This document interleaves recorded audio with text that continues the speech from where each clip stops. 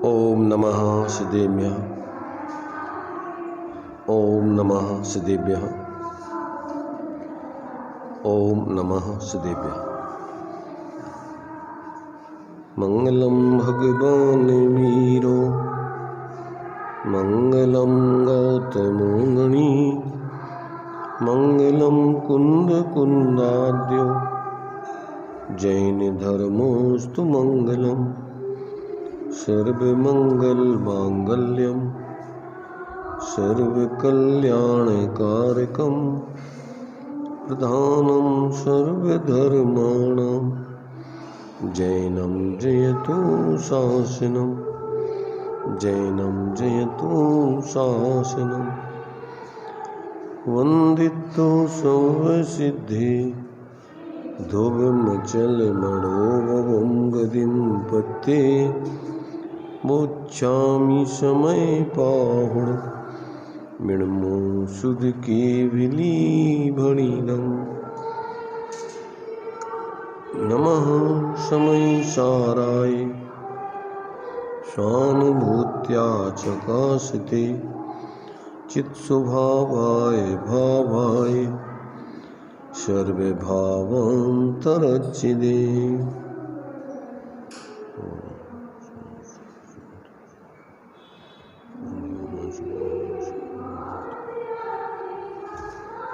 ये समय सार जी का परिशिष्ट, इसमें 47 शक्तियों की चर्चा अपन यहाँ ले रहे हैं। इन शक्तियों के माध्यम से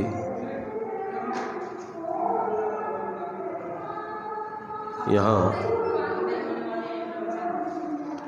शक्तिमान उस आत्मद्रव्य की सिद्धि यहाँ पर की जा रही है।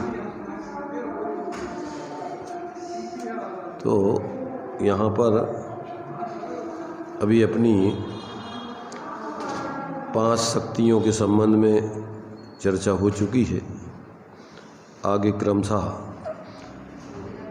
वीर शक्ति आदि की चर्चा क्रम से चलेगी।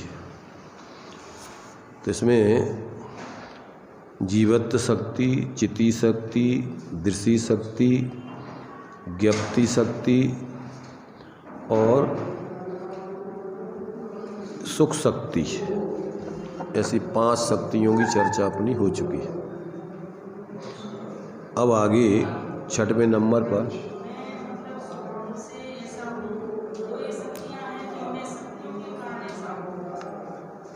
नहीं शक्ति, अरे भाई स्वभाव कहो या शक्ति कहो ये कई बात है भाई। स्वभाव से कहो या शक्तियों से कहो या अभेद दृष्टि से कहो तो द्रव्य से कहो, मैं द्रव्य से ही ऐसा हूँ। भेद से कहो तो गुणों से ऐसा हूँ, उसी को गुणों की अपेक्षा शक्तियों से कहो शक्तियों से ऐसा हूँ, उसी को अपन सामान्य स्वभाव से ऐसा हूँ। ये सब कथन अनेक अनेक रूप से है, बात तो एक ही कही जा रही। चाहे स्वभाव से, स्वभाव माने क्या, शक्तियाँ, गुण, धर्म, जो भी वस्तु है वो सब स्वयं के भाव जो हैं वो सब, तो द्रव्य रूप भाव है, गुण रूप भाव है, पर्याय रूप भाव है। तो वस्तु सब त्रयात्मक है, द्रव्य गुण पर्यायात्मक, वो सब वो वस्तु के ही भाव है। सब द्रव्य रूप भाव भी वस्तु का ही स्वभाव है, गुण रूप भाव भी वस्तु का ही स्वभाव है, पर्याय रूप भाव भी वस्तु का ही स्वभाव। तो अब एक दृष्टि से कहो तो भाव कहो, तो भाववान, भाव जितने भाव है उन सबको धारण करने वाला शक्तिवान कहो, भाववान कहो। भाव सा अभेद, एक गुण में गुणी का अभेद माने उसमें स्थापना करके अपन एक भाव कह देते हैं आत्मा।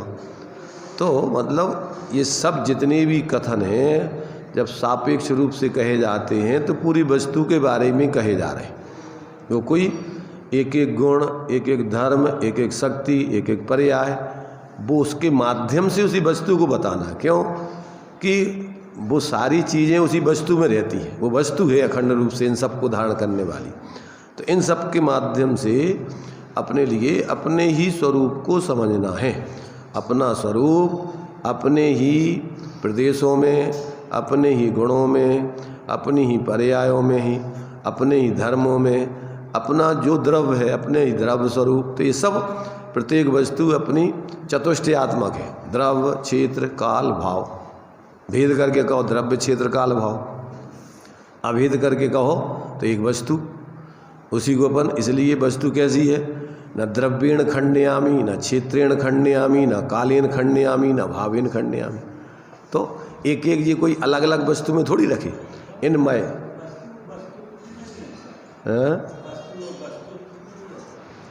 कोई अंतर नहीं है। वस्तुत्व गुण के कारण से उसी को वस्तु कहते हैं, द्रव्यत्व गुण के कारण से उसी को द्रव्य कहते हैं, एक एक गुण के कारण से सत, अस्तित्व गुण के कारण उसी को सत कहते हैं। तो ये सब अंतर कुछ नहीं है। अपन को कौन सी विवक्षा से कथन किया जा रहा है, उस विवक्षा को समझ करके ये उसके भेदों को बताया जा रहा है कि भेदों के माध्यम से अभेद को बताया जा रहा है। नय प्रमाण नय अधिगमा, अपन बोलते हैं वस्तु प्रमाण नयात्मक है। कैसी है? जब अपन ज्ञान की अपेक्षा कहें तो प्रमाण नयात्मक कहो, और जब वस्तु की अपेक्षा कहें तो भेदात्मक कहो। प्रमाण पूरी वस्तु को देखता है और नय उसके एक एक अंश को देखता है। तो अब प्रमाण नयात्मक वस्तु कहो या भेदात्मक वस्तु कहो, तो ऐसा जो है अखंड वस्तु को अपन को देखने के लिए अनुभव के काल में तो एक साथ उसको अपन अनुभव कर सकते, पर जब भी कथन करोगे विकल्प में सोचोगे तो कोई ना कोई अपेक्षा से सोचोगे। उस वस्तु को एक साथ विकल्पों में ग्रहण नहीं किया जा सकता, बोला नहीं जा सकता है, विकल्प में एक साथ देखा नहीं जा सकता। उसको जब भी आप अनुभव करोगे तो पूरी वस्तु अनुभव में आएगी, परंतु जो भी कथन या विचार किया जाएगा तो किसी न किसी अपेक्षा से। इसलिए सापेक्ष होते हैं वचन, जितने भी होते हैं विकल्प जितने हो, कोई ना कोई अपेक्षा से होते हैं। और अनुभव निरपेक्ष है, पक्षातिक्रांत है, उसमें जो वस्तु जैसी है वैसा उसका अनुभव किया जाता है। तो ये सारी चीज़ें अपन को समझने की दृष्टि से अथवा सविकल्प दशा में विचार करने के लिए ये सब चीज़ें हैं, पर अनुभव के काल में अपने लिए कोई भी भेद आदि वहाँ कोई विकल्प नहीं चलता। उसमें तो अभेद होकर के परिणति अपने स्वरूप का अनुभव करती है, निर्विकल्प होगी। तो यहाँ अपने लिए माने ये जो स्वरूप जीवों ने जिनने आज तक देखा नहीं है, तो उनको अपने लिए ये सब शक्तियों के माध्यम से शक्तिमान को बताया जा रहा है कि आत्मा में क्या क्या भरा हुआ है, आत्मा काय से बना हुआ है। भरे का मतलब कोई ऐसा नहीं कि बोरा जैसा भरा, वो तो उन्मय है। किससे बना हुआ है आत्मा? तो ज्ञान से, दर्शन से, सुख से, वीर से, अस्तित्व से, वस्तित्व से, द्रव्यत्व से। अब एक एक गुणों से अनंत गुणधर्म है उसमें। अब वो अनंत गुणधर्म शब्दों में आप पूरे नहीं कह सकते, ज्ञान में जाने जा सकते, परंतु जब भी कथन में कहोगे तो कोई ना कोई अंश के माध्यम से, भेद आदि के माध्यम से, माने किसी न किसी अपेक्षा से कहोगे। तो ये बात अपन को जो है यहाँ पर इन शक्तियों के माध्यम से अभी तक अपन को जिस समय सार में आचार्य देव ने एकत्व विभक्त आत्मा को कहने की प्रतिज्ञा करके उसी को बताया। सभी अधिकारों में जितने भी उसके अधिकार हैं, उन सभी अधिकारों में, चाहे वो कर्ता कर्म अधिकार हो, चाहे जीवाजीव अधिकार हो, चाहे पुण्य पाप अधिकार हो, चाहे आश्रव अधिकार हो, चाहे संवर अधिकार हो, निर्जराधिकार हो, बंध अधिकार हो, मोक्ष अधिकार हो, सर्वसिद्ध ज्ञान अधिकार हो, सब में काय की सिद्धि की है? 9 में एक स्वरूप को ही सिद्ध किया है कि वो अजीवों में भी रह रहा है, तो वो जीव अलग है, अजीब अलग है। जितने भी शरीर आदि संयोग कर्म आदि हैं तो वे सब संयोग रूप है। संसार दशा में भले ही वो उन शरीरों के कर्म आदि के साथ है, परंतु आज तक वो एक भी अजीबों के गुणधर्म आदि रूप या उसके प्रदेश आदि रूप या उसकी अवस्था आदि रूप नहीं होगा। वो अपने ही चतुष्टय को लिए हुए है, भले ही निमित्त नैमित्तिक संबंध से संसार दशा में वो कर्मों के शरीर आदि के बीच में वो रहता है और विकारी भाव पूर्वक जीता है, परंतु वास्तव में विकारी भाव उसका स्वभाव नहीं है। स्वभाव नहीं है मतलब एक तरफ तो अपन कहते हैं कि विकारी भाव भी आत्मा का ही स्वभाव है। स्वभाव का अर्थ होता है स्वयं का भाव, और स्वभाव का अर्थ होता है उसका स्वाभाविक भाव, और स्वाभाविक भाव में भी त्रैकालिक स्वाभाविक भाव या क्षणिक स्वाभाविक भाव।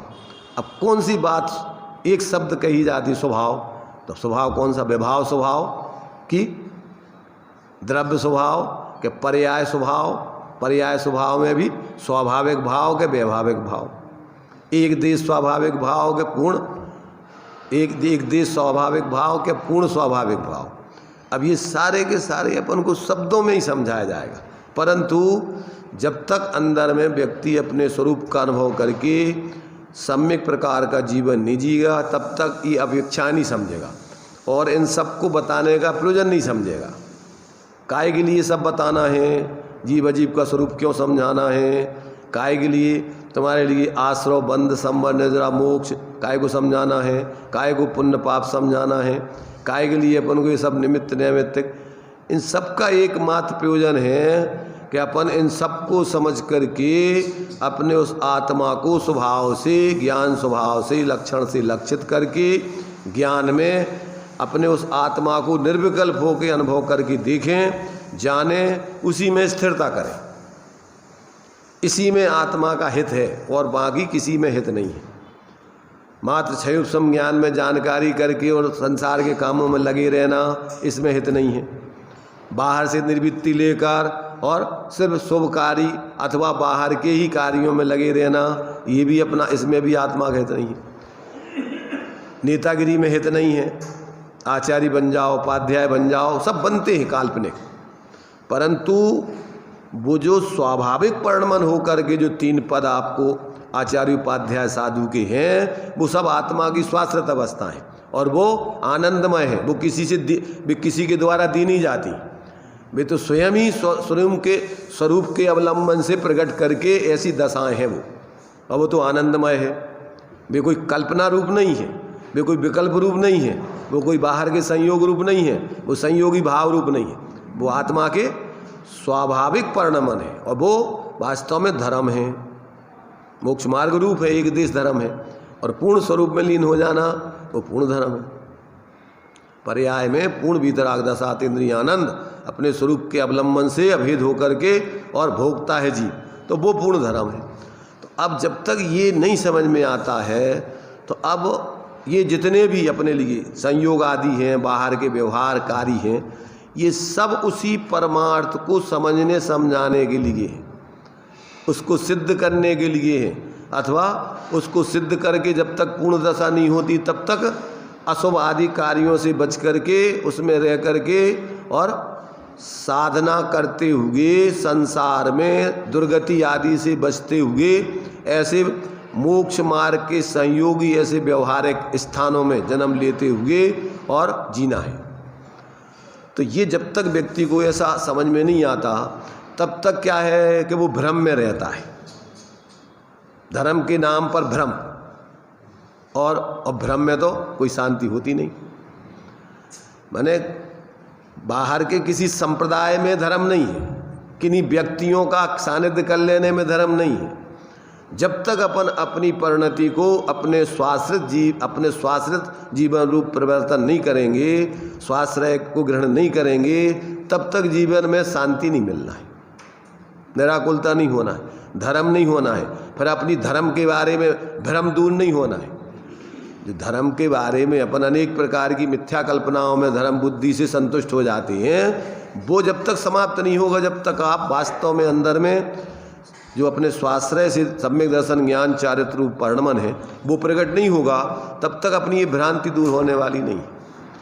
तो जीव अनादिकाल से भ्रम में जी रहा है, आज तक उसको अपने स्वरूप का अवलंबन करके भ्रम का भाव, मिथ्यात्व का भाव, अज्ञान का भाव नहीं होगा, और मिथ्या चारित्र जो पराश्रित जीवन है एकांत से स्वभाव भाव रूप, वो सब मिथ्या चारित्र है। मिथ्या चारित्र किसे कहते हैं? जब तक अपने स्वरूप का आचरण नहीं हुआ और शुभाशुभ भावों में धर्म बुद्धि है, वो सब मिथ्या चारित्र है। क्यों मिथ्या चारित्र है? कि वस्तु तत्व के विपरीत तुम्हारा धर्म बुद्धि है। स्वरूप की आराधना के साथ सुप्रवृत्ति को उपचार से व्यवहार से धर्म कहेंगे। परंतु स्वरूप प्रवृत्ति तो हुई नहीं, और उसी शुभ प्रवृत्ति में धर्म बुद्धि हो गई, तो मिथ्या आचरण हो गया तुम्हारा। धर्म के बारे में तुम्हारी मिथ्या मान्यता है, वो तुम्हारा सम्यक धर्म नहीं है। भीतर मिथ्या आचरण होने पर भी वो सम्यक के लिए प्रवृत्ति कर रहा है, इसलिए उसको वो धर्म नहीं मानता है। वो आगम से उसकी बुद्धि ठीक है और युक्ति तर्क लगा करके उसने अनुमान आदि में निर्णय कर लिया है, इसलिए वो अभी सम्यक सन्मुख है। तो वो उसके लिए मिथ्या आचरण परमार्थ से होने पर भी अब वो मिथ्यात का कारण नहीं है। मिथ्यात का कारण माने क्या? अब उसमें धर्म बुद्धि नहीं है, तो अब वो मिथ्यात, उसको तो जान करके मिथ्यात गला रहा है वो। अब तो वो अपने स्वाश्रय को लक्ष्य करके उस परावलंबन को छोड़ करके स्वरूप की सिद्धि करने में बुद्धि लगा रहा है, इसलिए बुद्धिपूर्वक अब उससे मिथ्यात का पोषण नहीं करता वो। सम्यक सन्मुख मिथ्या दृष्टि जीव जितने भी संयोग और संयोगी भाव है उसमें उसको स्वाबुद्धि नहीं होती, धर्म बुद्धि नहीं होती। ये मैं हूँ और इसमें धर्म है, ऐसा वो नहीं जानता है। तो इस प्रकार से जब तक जीव को ऐसा यथार्थ आगम से युक्ति तर्क से ज्ञानियों के सानिध्य पूर्वक स्वरूप का अनुभव नहीं किया, तब तक यदि बाहर में कहीं पर भी वो अटकता है तो उसके जीवन में अभी सम्यक प्रकार से वस्तु तत्व का निर्णय नहीं और सम्यक प्रकार से स्वरूप का आश्रय हो नहीं सकता। जब तक पहले तत्व का सही निर्णय नहीं है तो स्वरूप का अवलंबन कहाँ से करेगा वो? इसलिए प्रथम में प्रथम ताते जिनवर कथित तत्व अभ्यास करीजिए और फिर संशय विभ्रम मोह त्याग। क्या मतलब? संशय विभ्रम मोह पहले सविकल्प ज्ञान में दूर होगा और फिर निर्विकल्प होकर के परमार्थ से उसका संशय विभ्रम मोह दूर होगा। जब तक अभी आगम पूर्वक यथार्थ तत्व का निर्णय करके, जब तक उसका स्व के बारे में, पर के बारे में, स्वभाव के बारे में, विभाव के बारे में, भेद के बारे में, अभेद के बारे में, निमित्त के बारे में, नैमित्तिक के बारे में और अनैमित्तिक स्वरूप के बारे में जब तक सम्यक निर्णय नहीं होगा, तब तक अभी उसको बुद्धिपूर्वक जो अपने लिए जो मिथ्यात, जो ज्ञान में निरंतर मिथ्या कल्पनाएं करके और धर्म सुख के लिए अथवा धर्म के लिए प्रवृत्ति कर रहे, तो उससे तो मिथ्यात का ही पोषण होता रहता है, उससे मिथ्यात गलता नहीं है। चाहे वो धर्म क्षेत्र में आ जाए और चाहे लौकिक क्षेत्र में जी रहा हो, अगर उसका सम्यक तत्व का निर्णय पूर्वक और स्वाश्रय करने के लिए पुरुषार्थ नहीं कर रहा है और इनमें किसी प्रकार की भ्रांति उसके लिए जब तक चल रही है, तब तक उसका मिथ्यात नहीं गलेगा। घर गृहस्थी में रह रहा हो, दुकानदारी कर रहा हो, परंतु वो नहीं जान रहा कि इसमें अपना कुछ है। में जो चलम लगाड़ दोष लगते तो उसमें किस प्रकार की इसको स्थिति बनती है? भगवान के ज्ञान गम है, वो कोई दोष लगते हैं उसको, वो दोष ऐसे नहीं होते हैं, वो तत्वों के सूक्ष्म माने वस्तु स्वरूप के संबंध में रहते हैं। इसलिए उसके बारे में अपन वो व्यक्ति भी समझता है, उसके अंदर में स्वरूप का अनुभव जिसके चल रहा है, चलमा लगाड़ दोष लगते हैं, तो उसके लिए भी अपने अंदर की जो मलिनता आदि है। देखो, एक तो जब उसके लिए सबसे पहले प्रथमोपशम सम्यक्त होता है, प्रथमोपशम सम्यक्त में जो उसके लिए निर्मलता पूर्वक की, आत्मानुभूति पूर्वक की प्रतीति होती है, और बाद में यदि उसकी क्षयोपशम सम्यक्त होता है तो उस क्षयोपशम सम्यक्त में वो निर्दोषता तो रहती नहीं है। अब तत्वों के बारे में बुद्धिपूर्वक उसका सम्यक प्रकार से निर्णय चलता है, पर साथ में उसके कुछ मलिनता आदि भी चलती रहती है। क्या तत्व और देवसाद के विषय में भी हो सकता है? सब हो सकता है, परंतु स्थूल रूप में नहीं। कैसा हो सकता है? वो केवल ज्ञानगम्य विषय है वो, पर ऐसा नहीं हो सकता स्थूल रूप में भीतराग सर्वक को छोड़ करके और रागी द्वेषी भगवान होते, और भगवान कोई अलग अलग होते हैं। जैनों के भगवान अलग हैं, अजैनों के अलग हैं, और श्वेतांबरों के अलग हैं, दिगंबरों के अलग हैं, 13 पंथियों के अलग हैं, 20 पंथियों के अलग हैं, और निश्चय वालों के अलग हैं, व्यवहार वालों के अलग हैं। ऐसी स्थूल मूर्ताएं उसके जीवन में नहीं होंगी। सूक्ष्म उनके स्वरूप आदि के बारे में, जो सूक्ष्म माने समझने के लिए उनका स्वरूप आदि जिस प्रकार का ज्ञान में उसको समझना है, वो कदाचित आ सकते हैं। वो तो तुम्हारे रिद्धिधारी मुनिराजों को भी शंका उठ जाती है कोई सूक्ष्म तत्वों के बारे में, तो वो केवली सुत केवली के पादमूल में अगर उनके पास, हाँ माने स्वरूप आराधना के संबंध में 7 तत्वों के बारे में उनके लिए कोई इस प्रकार की भूल नहीं चलती, परंतु कोई ऐसी भूल है जो अपने ज्ञान में नहीं आती, वो सब केवली जानते हैं उसको। उसके लिए दृष्टांत तो उनने क्या दिया, चल मल अगाड़ दोष के संबंध में क्या दृष्टांत दिए भावदीपिका में, या और भी ग्रंथों हैं क्या? अरे वो वृद्धादमी की लकड़ी तो दृष्टांत है वो, और वो नहीं दृष्टांत, वो तो वो माने गिरता नहीं है, सम्यक से च्युत नहीं होता है, पर थोड़ा हिलता है, ढीला होता है। तो चल मल अगाड़ का अर्थ होता है अपनी श्रद्धा से कुछ चलित हो जाना। डगमगाना माने क्या, माने जो स्थिरता पूर्वक चलना चाहिए वो नहीं चल के थोड़ा हिलता डुलता है। तो ऐसा अपने स्वरूप अपनी श्रद्धा से कुछ चलित होना, वो क्या कहलाता है? चल कहलाता है। और अपनी श्रद्धा में जैसी निर्मलता होने चाहिए वैसी नहीं रहना। देखो विवक्षा से 3 अलग अलग नाम हैं, पर एक ही बात बता रहे हैं। जो दृढ़ता है वो नहीं होगी तो क्या होगी? मलिनता होगी। अदृढ़ता वो चल हो गया, माने उसके स्वरूप से थोड़ा चलायमान हो गया। और जो दृढ़ता अपने स्वरूप की जैसी होना चाहिए वो नहीं रही, तो क्या हो गया? मेलापन आ गया उसमें, तो मल आ गया। और अगाड़ माने वही गाढ़पना नहीं है।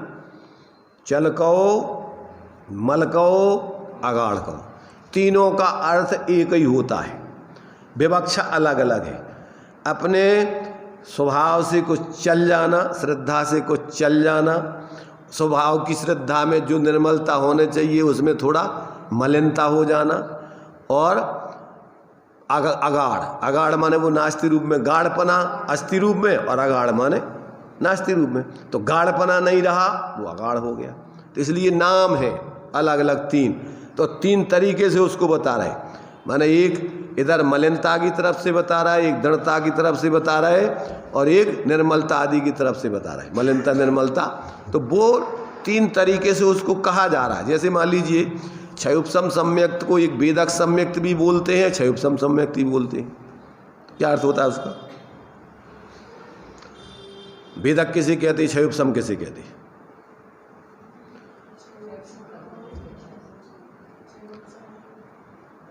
देखो सम्यक्त की 3 प्रकृतियां हैं, मिथ्यात्व की 3 प्रकृतियां हैं। एक मिथ्यात्, एक सम्यक मिथ्यात्, और एक सम्यक प्रकृति मिथ्यात्।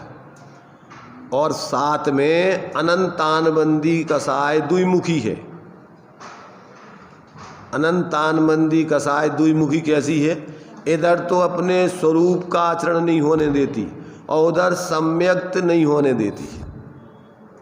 अथवा सम्यक्त हो जाए तो सम्यक्त से चलित कर देती। कौन चलित कर देती? अथवा चलित हो जाता है, वो वस्तु का स्वरूप है वो। तो जिस समय ये कौन सी 2 प्रकृतियां, मिथ्यात् और सम्यक मिथ्यात्, सम्यक्त की सर्वघाती प्रकृतियां हैं। कैसी है ये? सम्यक्त का सर्वघात करती, और सम्यक्त प्रकृति मिथ्यात् जो है वो देशघाती है। और अनंतानबंदी कसाय भी क्या करती है वो, कि वो सम्यक्त नहीं होने देती है। अगर जिसको सम्यक्त नहीं है तो जिसके अनंतानबंदी कसाय का उदय रहेगा तो उसके सम्यक्त नहीं हो सकता।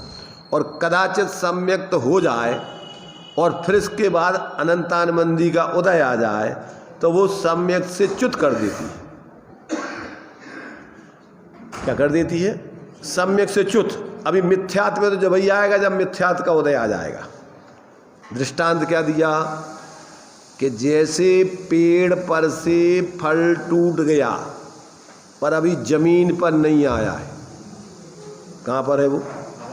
आधार में रह गया। तो अब वो ये बताओ कि वो पेड़ वो फल जो है पेड़ पर लगा है कि जमीन पर है? तो ना पेड़ पर लगा है ना जमीन पे है, वो अधर में रह गया।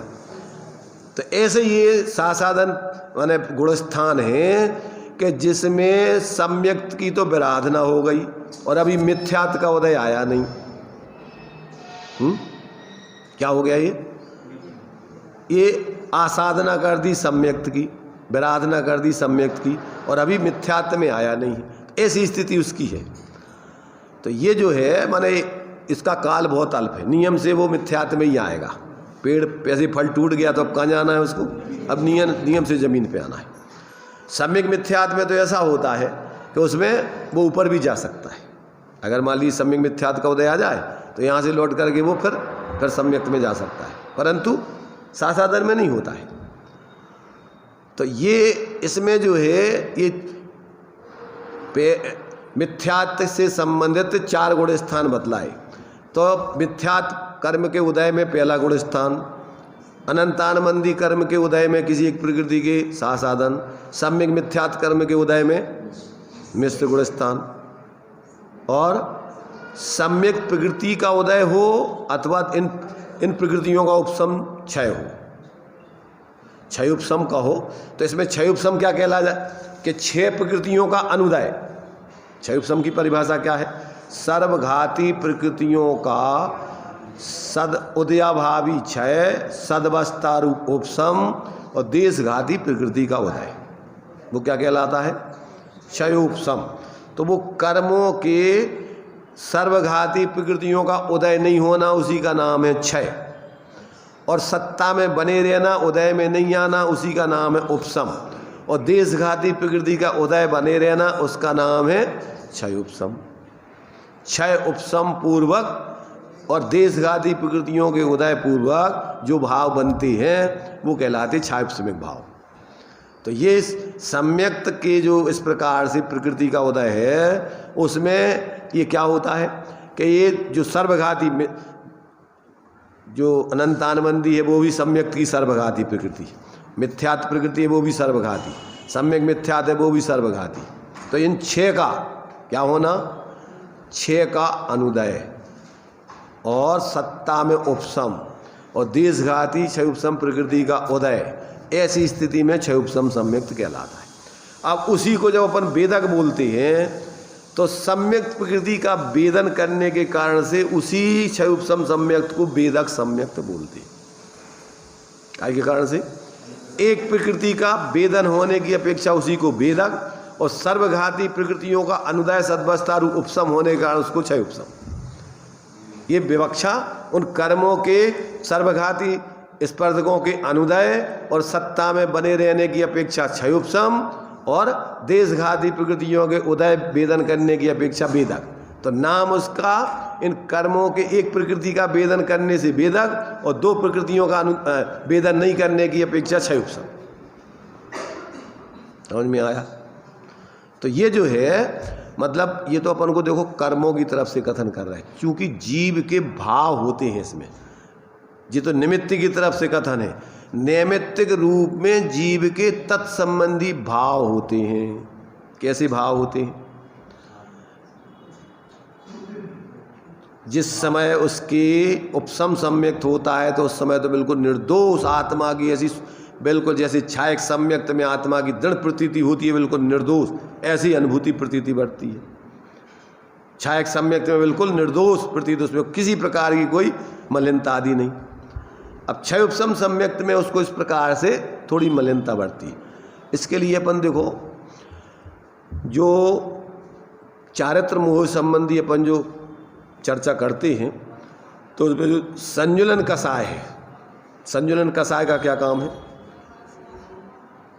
संजुलन कषाय का क्या काम है?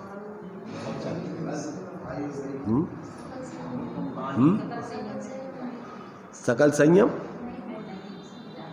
नहीं हो पे, सकल संयम तो होता है, सकल संयम नहीं होता संजुलन कषाय के। अरे सकल संयम तो होने देती है, यथाख्यात चारित्र नहीं होने देती। सकल संयम तो होता ही है, मुनिराज सकल संयम ही होते हैं। यथाख्यात चारित्र में बाधक है वो, और बाकी तो सकल संयम उनके जीवन में पाया जाता है। तो माने सकल संयम होने में बाधक नहीं है वो, परंतु काय में बाधक है? यथाख्याचार। तो ऐसे ये जो संजलन सम्यक प्रकृति है, यथाख्यात सम्यक्त होने में बाधक है। जैसा सम्यक्त का निर्दोष स्वरूप है वैसा उसमें अनुभव नहीं होता है, परंतु सम्यक्त में बाधक नहीं है। समझ रहे ना? जैसे ये संजुलन कसाय है, संयम के साथ जाज्वल्यमान रहती है, ऐसे ही सम्यक्त प्रकृति सम्यक्त के साथ जाज्वल्यमान रहती है। क्या समझी? संयम के साथ में जो कसाय जागृत रहती है वो संजुलन कसाय है, और सम्यक्त के साथ में जो प्रकृति जाज्वल्यमान माने उदय में बनी रहती है वो है सम्यक्त प्रकृति। तो ये सम्यक्त की अपेक्षा है, वो चारित्र की अपेक्षा है। उसमें संयम में बाधा नहीं आती, संयम तो उसमें होता है, परंतु उसमें यथाख्यात चारित्र, जैसा निर्दोष वीतराग भाव आने चाहिए वैसा नहीं होता है, उसमें दोष चलता रहता है, मलिनता चलती रहती। ऐसे ही श्रद्धान की बात है। तो ये अपन को क्या है, चूंकि वो तो कर्मों की तरफ से कथन किया जा रहा है, समझना तो अपन को भाव है। जीव के भावों में इस प्रकार का निमित्त नैमित्तिक संबंध से उसका स्वरूप अपन को समझना चाहिए। समझ में आया? तो ये जो है इस प्रकार से अपन को जब जीव तत्व निर्णय करके अपने स्वरूप से जुड़ कर के जीता है, तो फिर उसके लिए अपने अंदर का वास्तव में जो अतीन्द्रिय आनंद है, माने जो अभी अपन ने सुख की जो परिभाषा दी ना यहाँ पर, तो सुख की परिभाषा सुख काय से प्रकट होता है? दर्शन मोह और चारित्र मोह के सद्भाव में सुख नहीं होता। अगर इनका प्रकटपना चलता रहे तो आत्मा में सुख प्रकट नहीं होता है। और इसीलिए अपन देखो ये जो 14 गुण स्थान हैं, 12 गुण स्थान तो इस मोह से ही संबंधित हैं। 4 गुण स्थान में 4 गुण स्थान तक दर्शन मोह का संबंध बनता है, और 5 में से लेकर 12वें तक चारित्र मोह का संबंध बनता है। और इनके अभाव होने पर क्या होता है? सुख, आत्मा में सुख प्रकट हो जाता है, पूर्ण निराकुलता आती है। अब छायक सम्यक्त जब तक वो पूर्ण अनंत चतुष्टय प्रकट नहीं होगा तब तक वो क्या नहीं होता है? तब तक अपने लिए जो अनंत सुख है वो अनंत सुख प्रकट नहीं होता है। छायक सुख तो प्रकट हो जाता है 12वें गुण स्थान में, पर अनंत सुख प्रकट होता है 13वें गुण स्थान।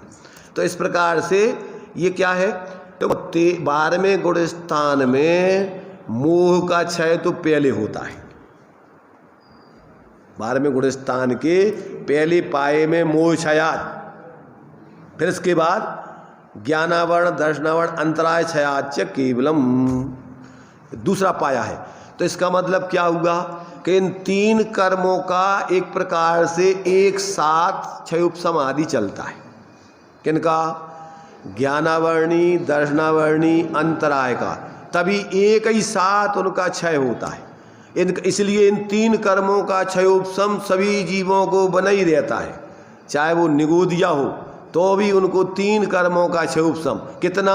कि जितना ज्ञान का दर्शन का वीर का उतना क्षय उपशम, उतनी उसकी ताकत अपने स्वभाव की प्रकट है, उतना दर्शन क्षय उपशम प्रकट है, और उतना ज्ञान क्षय उपशम प्रकट है। और इसी प्रकार से अंत में भी उसका उसी रूप में क्षय उपशम बढ़ते बढ़ते बढ़ते और 12वें गुण स्थान के अंत तक जाता है। और एक ही साथ जैसे ही वो स्वरूप में पूर्ण लीन होगा, और इसके बाद में जो तुम्हारे से शुक्ल ध्यान का दूसरा पाया है, कौन सा?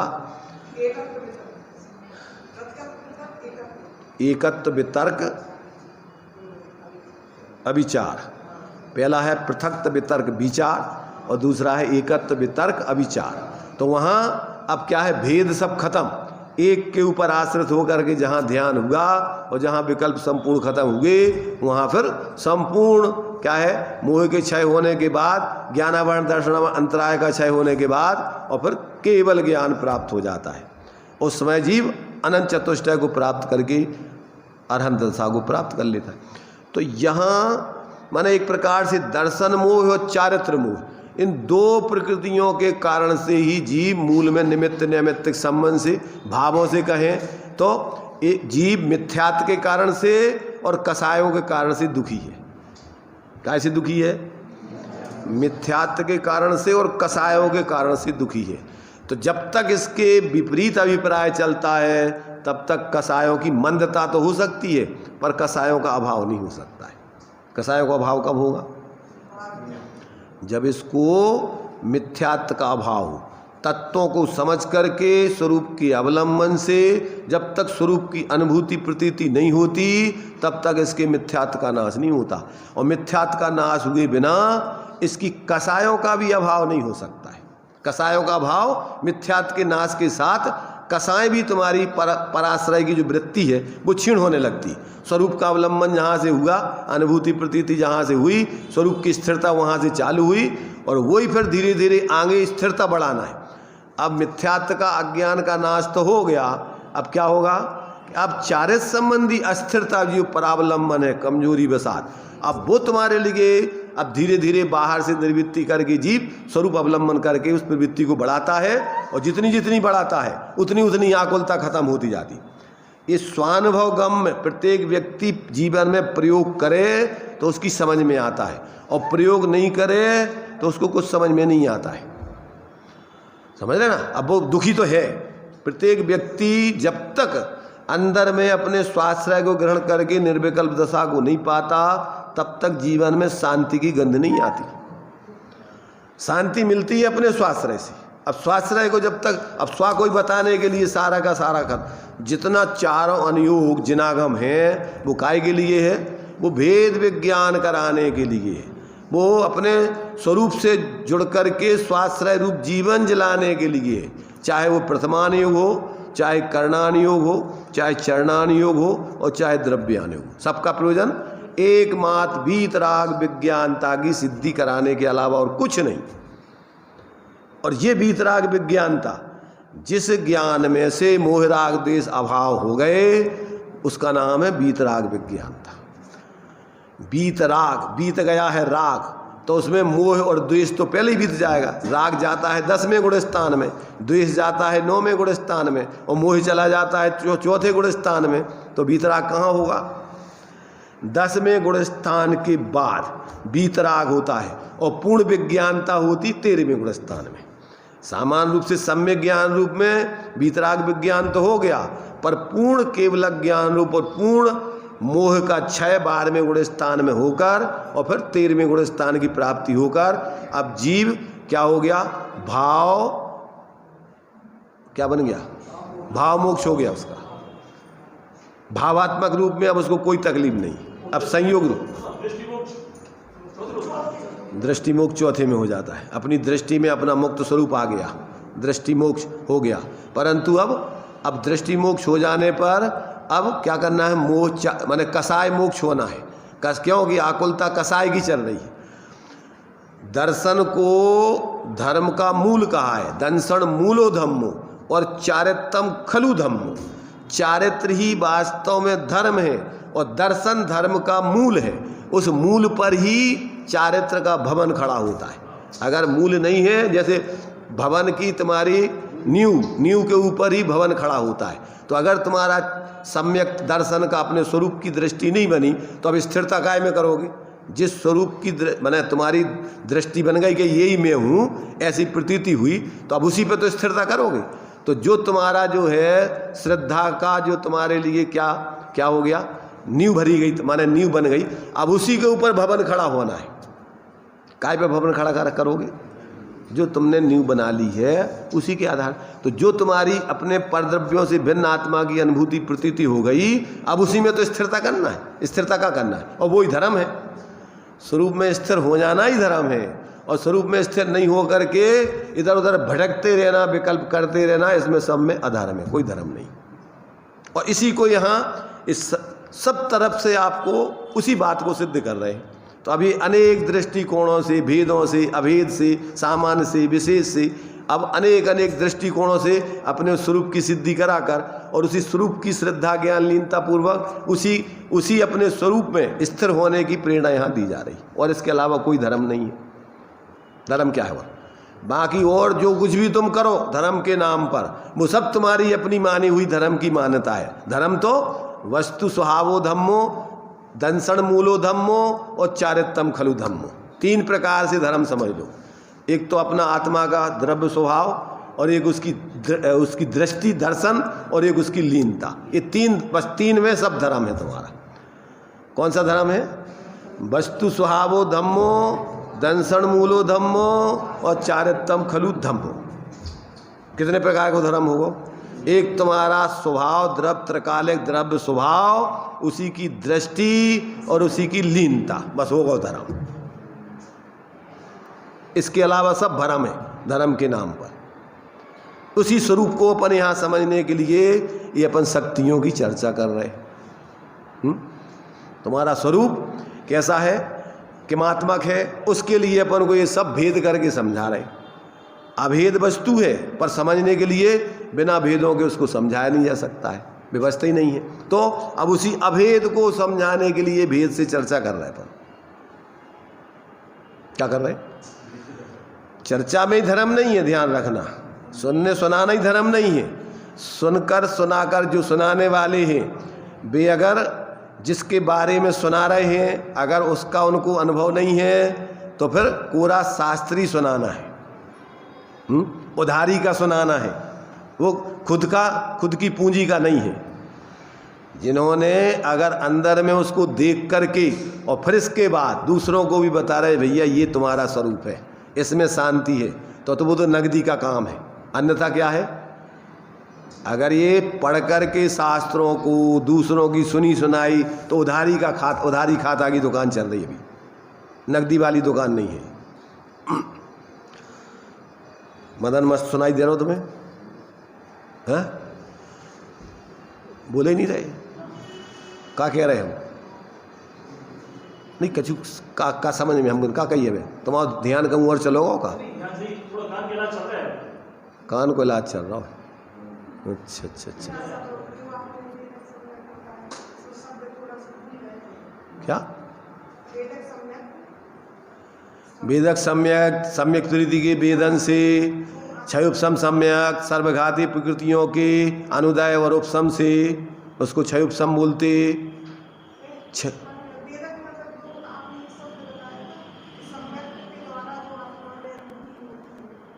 सम्यक के द्वारा आत्मा में,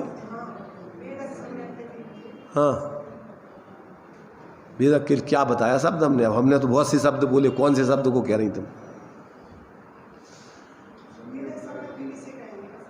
बोल दिया ना वेदक माने जिसमें देखो अभी हमने जो चारित्र का और सम्यक्त की वेदक की परिभाषा दी थी कि जैसे संजुलन कसाय, संजुलन के साथ संयम जाजुल्यमान रहे, बना रहे, उसका नाम है संजुलन कसाय। और वेदक सम्यक्त किसे कहते हैं? सम्यक्त प्रकृति के साथ जो सम्यक्त बना रहे, उसका नाश नहीं हो, उसमें थोड़ा यथाख्यातपना, जैसा निर्दोषपना आना चाहिए वैसा नहीं बने पर सम्यक से च्युत नहीं हो, उसका नाम है सम्यक प्रकृति। वेद वेदक अलग चीज है। अरे वेद वेदक अलग चीज है। वेद भाव है, वेदक वो वस्तु है। एक ही वस्तु को दो तरीके से कहा जा रहा है। वेद वेदक, तो वेद वेदक माने का जिसे वेदा जाए वो वेद, और जो वेदने वाला है वो वेदक। जैसे मान लीजिए सम्यक्त है तो सम्यक्त वेद है और आत्मा उसको वेदन करने वाला है। कौन वेदन करेगा उस सम्यक्त को? वो आत्मा ही वेदन करेगा। ऐसे ही अपन वेद वेदक भाव दूसरे रूप में लें तो जैसे मान लीजिए रागादिक है, क्रोधादिक है, तो रागादिक क्रोधादिक ये वेद भाव है। कौन वेदेगा इसको? आत्मा ही वेदेगा। आत्मा ही दुखी होगा क्रोध करके, कौन वेदेगा? बेकारी माने अगर अपन उसके लिए पर्यार्थिक नए से विचार करो तो सुहोजुत्तो सुहो, असुहोजुत्तो असो, शुद्धोजुत्तो शुद्ध। क्योंकि जिस समय जो पर्याय होती है आत्मा उस पर्याय से क्षणिक तादात्म्य संबंध रखता है। किसका भाव है? पानी में उष्णता हो रही है तो ये कौन उसको वेदेगा? अग्नि के पानी, वो पानी ही उस उष्णता को वेद रहा है, उस रूप परिणमित हो रहा है। वेद रहा माने क्या? उस रूप परिणमित हो रहा है। और पानी वही शीतल हो गया तो उस शीतलता को कौन वेदेगा? वो पानी वेदेगा। वो पानी ही शीतल हो गया पर्यार्थक न ऐसे। तो ऐसा वैसे पानी का स्वभाव सदा काल कैसा है? पानी का स्वभाव शीतल स्वभावी है। पर पर्याय में दो प्रकार से परिणमन होता है। कौन सा परिणमन? एक व्यावहारिक रूप, उष्णता रूप, और एक स्वाभाविक। तो जब पर्याय में जैसा उसका स्वभाव है वैसा यदि परिणमन हो तो पर्याय में एक रूपता बन जाए, द्रव्य और पर्याय की एक रूपता बन गई। और जैसा स्वभाव है उस स्वभाव से विपरीत प्रवृत्ति करे तो वो क्या है? द्रव्य स्वभाव पर्याय स्वभाव की एक रूपता नहीं है, बेरूपता है। और उससे क्या होगा कि उससे चूंकि अजीब तो समझता नहीं, जीव को पर्याय में आकुलता दुख बना रहेगा, निरंतर दुख भोगेगा। तो जितना जितना जीव परावलंबन से जीवन जिएगा, अब वो चाहे धर्म के नाम पर परावलंबन कर रहा हो और चाहे संसार के नाम पर, परावलंबन में धर्म नहीं है, निरंतर परावलंबन में आकुलता आकुलता आकुलता। अब जितनी तीव्रता से परावलंबन, कर्तृत्व बुद्धि ज़्यादा है तो उतनी ज़्यादा आकुलता। एक मिनट में उसको फनफना जाता है और नहीं मानता है कोई तो एकदम लाल आग बबूला हो जाएगा। और जिसको ज्ञान है कि भैया कसाय में धर्म नहीं आ, कोका कर रहा वो तो वो जाने, हम किसी के ठेकेदार नहीं हैं। है ठेकेदार कोई? किसी को परिणमन कराने के ठेकेदार हो तो हम क्या उसको ऐसा करना चाहिए, उसको ऐसा करना चाहिए? क्या है ये? तो एक व्यवहारिक दृष्टि से अपन करते हैं, पर जिसको तत्व ज्ञान होता है वो एकांत से दूसरों को परिणमन कराने वाला अपने को नहीं मानता। उसकी पात्रता होगी तो परिणमन करेगा और नहीं होगी तो तुम मर जाओ तो नहीं करेगा वो। इसलिए विवेकी व्यक्ति कभी भी अपने स्वरूप को छोड़कर, अपने धर्म को छोड़कर दूसरों के एकांत कर्तृत्व बुद्धि से कोई काम नहीं करता। अपनी आराधना के साथ साथ अन्य जीव भी अगर समझ जाएं तो ठीक है, शाबाश, और नहीं समझे तो तेरी जैसी होनहार है तू जान, हम क्या करें? जो करेगा सो भरेगा, राजा रंग फकीर। तो अब इसमें कोई दूसरे के करने धरने की भोगने की तो व्यवस्था है नहीं। इसलिए विवेकी व्यक्ति कभी भी किसी निमित्त से अपने परिणामों को नहीं बिगाड़ता, अपनी विपरीत अभिप्राय को धारण नहीं करता। वस्तु स्वतंत्रता का ध्यान में रखकर अपनी सीमा में रहकर एक सीमा तक दूसरे को समझाने का अथवा संयोग करने का प्रयत्न करता है। और जब देखता है कि इसकी योग्यता नहीं है तो क्या करता है? आप लोगों ने बदरिया को देखा होगा। बदरिया को देखा? नहीं देखा? ऐसा नहीं देखा, नहीं सुना तो सुन लो।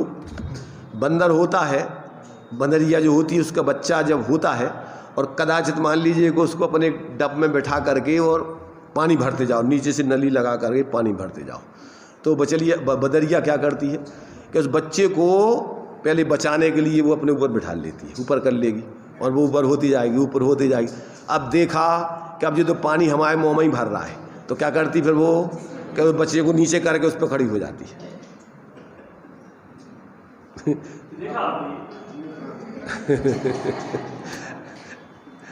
अरे भाई है, ऐसा सिद्धांत है वास्तव में। तो जब तक अपन अपनी सुरक्षा करते हुए दूसरे को बचा पा रहे हैं तो समझदारी बचा लो, और तुम ही डूबन लगे तो वो तो मर ही रहो, और तुम अपने काय को मर रहे जबरदस्ती। इसलिए समझदार व्यक्ति का काम तो ये है कि स्वयं सुरक्षित रह करके दूसरे को बचा सके तो बचाता है, और खुद डूब करके दूसरे को बचाने का काम, क्योंकि उसको तो बचना ही नहीं है, उसकी तो योग्यता नहीं बचने की। इसलिए ये अपन को इन सब बातों को समझकर यहाँ अपने लिए जो शक्तियाँ हैं, इन शक्तियों में अपन को एक एक शक्ति के माध्यम से अपने स्वरूप की सिद्धि की है। और ये सारे की सारी शक्तियाँ अभेद एक वस्तु है, समझ रहे ना? ये वस्तु की विशेषताएं हैं, ये वस्तु की सामर्थ्य है, ये वस्तु के स्वभाव है। इनको अपन एक एक भेद करके समझा रहे, पर वस्तु में कोई ऐसी एक एक करके अलग अलग नहीं भरी है। वस्तु तो अखंड इनसे बनी हुई है। कैसे बनी है? जैसे शरीर है तो दो हाथ, दो पैर, सिर, पीठ, पेट, तो कैसा शरीर किसे कहते हैं?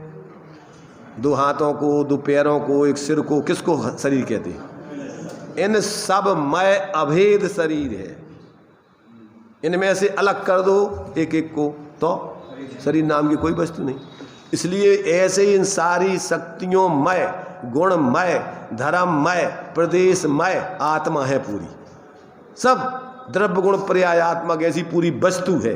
तो उसमें अपन को समझाने के लिए सारे भेद प्रभेद हैं, परंतु अनुभव करने के लिए एक देखिए जानिए रम रहिए एक ठौर, समल अमल भेदा भेद नित्यानित्य एकानेक ना विचारिए, यही सिद्धि नहीं और। नहीं आ रहा समझ में? आ रहा समझ में? कुछ क्या आ रहा समझ में? समझ में, अपनी समझ में समझने वाला समझ में आ जाए। समझ में अपन समझने वाले को समझा रहे, समझने वाले को अन्य किसी को नहीं समझा रहे। समझ में अपन समझने वाले को समझा रहे कि ये समझ जो है वो समझने वाले की है, और वो समझने वाला समझमय है, उससे कोई अलग नहीं है। ऐसा उस समझ में अपने को देखो, बस उसमें आपके सब विकल्प खत्म और सब बाहर से आकुलता खत्म। उसी में आपको आनंद और शांति है, इसके अलावा और बाहर में कहीं शांति नहीं है। अब क्या करना?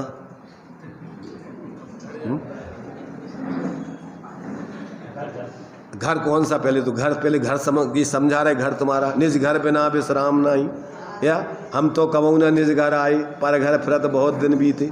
तो अब कौन से घर में जाना? अगर अपने घर में आओ इसको समझ के अपने घर का स्वरूप, तो अच्छी बात, शाबाश। और इसको छोड़ के मिथ्या घर को अपना घर मानते रहो और इधर औपचारिकता में आके उधर चले जाओ, तो ये तुम्हारी मूर्खता है, इससे कुछ होना नहीं है। फिर